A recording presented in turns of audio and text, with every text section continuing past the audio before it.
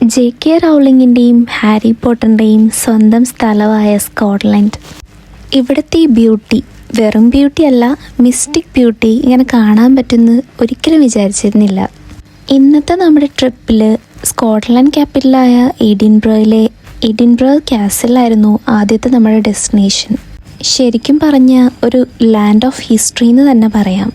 കാസിലിൽ നിന്ന് പിന്നെ സ്ട്രീറ്റ്സ് എല്ലാം എക്സ്പ്ലോർ ചെയ്ത് നേരെ പോയത് സ്കോട്ട് മോണുമെൻറ്റിലേക്കാണ്. എഡിൻബ്രോയിലെ സെൻട്രലിൽ തന്നെയുള്ള ഒരു ചരിത്ര സ്മാരകം. ഇതൊക്കെ കഴിഞ്ഞ് കസിൻസിൻ്റെ കൂടെ കുറച്ച് റീൽസും സെറ്റാക്കി നമ്മൾ നേരെ ഹൈലാൻഡ്സിലേക്കുള്ള റോഡ് ട്രിപ്പിൽ എവിടെ നോക്കിയാലും വാൾപേപ്പർ പോലെയുള്ള സീനറികളാണ്. ലോങ് ഡ്രൈവ് ആയതുകൊണ്ട് ഇടയ്ക്ക് ഒരു ബ്രേക്കും എടുത്ത് നമ്മൾ അടുത്ത ഡെസ്റ്റിനേഷനിലേക്ക്.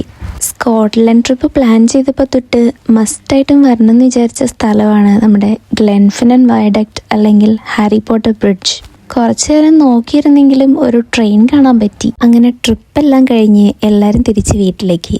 അപ്പം ശരി, ബായ്.